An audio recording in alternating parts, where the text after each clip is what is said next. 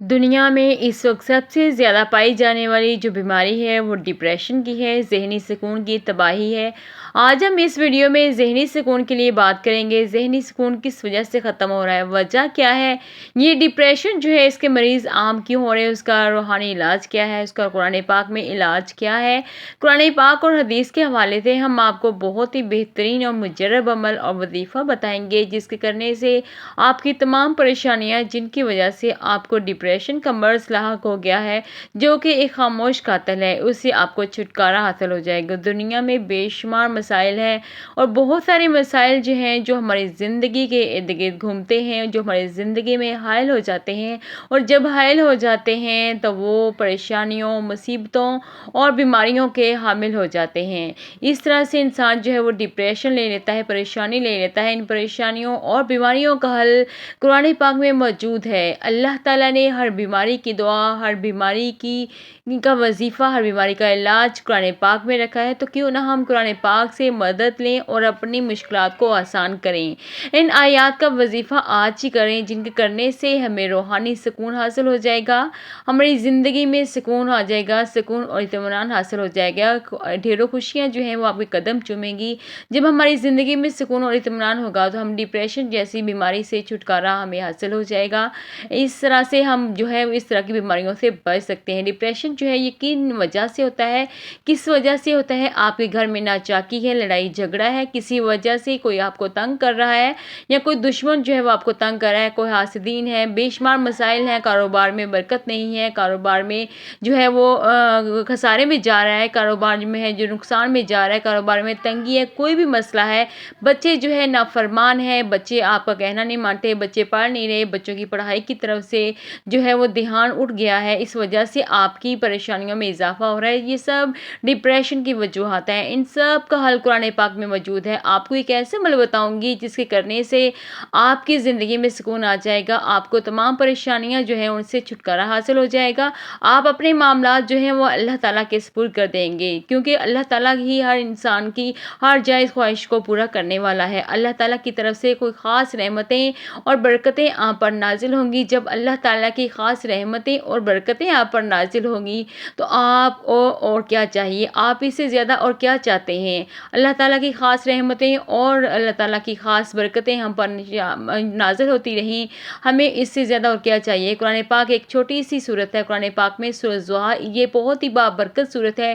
اس کی ترجمے کو، اس کی تفسیر کو، اس کے شان نزول کو اگر غور سے دیکھا جائے، غور سے پڑھا جائے تو ہمیں ایک دلی سکون، دینی اطمینان حاصل ہو جاتا ہے کہ اس صورت میں اللہ تعالیٰ نے بتایا ہے کہ میں نے اپنے پیارے، بہت ہی پیارے محبوب حضرت محمد صلی اللہ علیہ وآلہ وسلم کو یتیمی کی حالت میں پیدا کیا، اس طرح سے پیدا کیا کہ جو والد ہیں وہ پیدائش سے پہلے ہی فوت ہو گئے تھے، کوئی معلوم عطا نہیں تھا، پھر بھی میں نے انہیں کیسے غنی کر دیا، انہیں کیسے دونوں جہان کا مالک بنا دیا۔ رزق، عزت، سکون، سب نعمتیں رب نے دی ہیں۔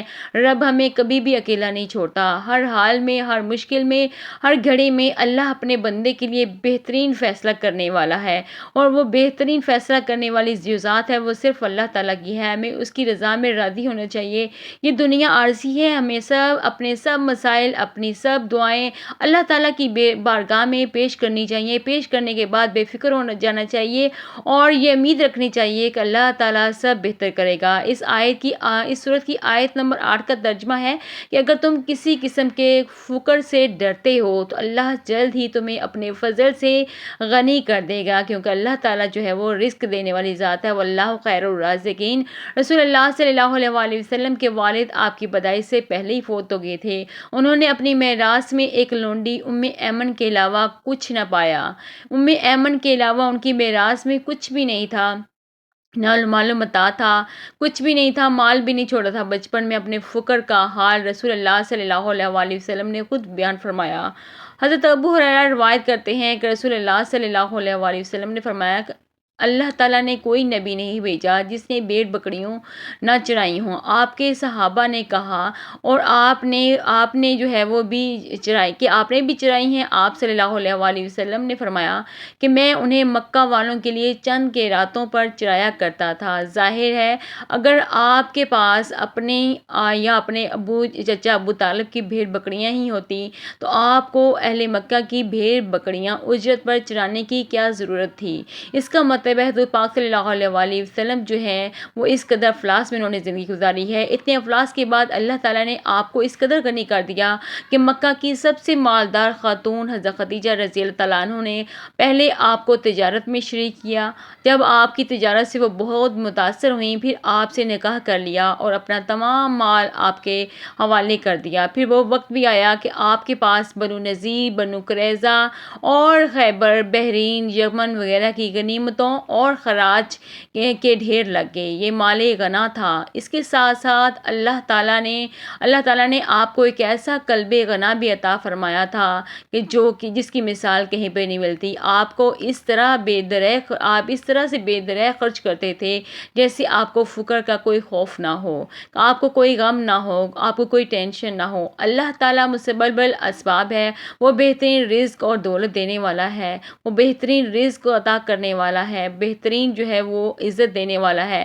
آپ اس سورت کو رات سونے سے پہلے 21 بار پڑھ لیں۔ اول و آخر درود شریف جو ہے وہ آپ 7 مرتبہ پڑھیں۔ 7 مرتبہ پڑھنے کے بعد آپ 21 بار اس سورت ضحیٰ کو اللہ تعالیٰ کی بارگاہ میں پڑھ کر اللہ تعالیٰ کی بارگاہ میں دعا کریں، اپنی جائز حاجات کے لیے دعا کریں۔ اللہ تعالیٰ اس سورت کی برکت کے سبب آپ پر اپنی خاص رحمتیں اور نعمتیں فرمائیں گے اور اس کے بعد آپ کے دل کو سکون اور اطمینان آ جائے گا اور کچھ ہی دنوں میں آپ اس سورت کے وظیفے سے اس عمل کے فائدے جو ہیں دیکھیں گے۔ کیا آپ کی تمام پریشانیاں، آپ کی تمام مشکلات ختم ہو جائیں گی، بیماری ختم ہو جائے گی، کاروبار میں اضافے ہو جائیں گے، اس سے بے پناہ برکت ہوگی، گھر میں سکون اور اطمینان ہوگا، خوشحالی، امن اور سکون ہوگا۔ اللہ تعالیٰ کی خاص رحمتیں اور برکتیں آپ کے ہر کام میں شامل حال ہوں گی، آپ پر نازل ہوں گی۔ پر آپ اس عمل کو خود بھی کریں، دوستوں کو بھی شیئر کریں کیونکہ اچھی بات کو شیئر کرنا جو ہے وہ صدقہ جاریہ ہے اور صدقہ جاریہ کرنے میں دیر نہیں کرنی چاہیے۔ یہ تھا آج کا بہت ہی مجرب اور بہت ہی پاورفل وظیفہ۔ اس وظیفے کو کرنے کے بعد آپ خود میں بہت سے اچھی تبدیلی دیکھیں گے۔ جب آپ بہت سی تبدیلی دیکھیں، ڈپریشن جیسی اس بیماری سے آپ کو چھٹکارا حاصل ہو جائے تو آپ اپنے دوستوں کو بھی شیئر کریں۔ اللہ تعالیٰ آپ کا اور ہم سب کا حامی ناصر ہو۔ اللہ حافظ، اللہ نگہبان۔ چینل کو سبسکرائب کیجئے، ویڈیو کو لائک کیجئے۔ اللہ حافظ۔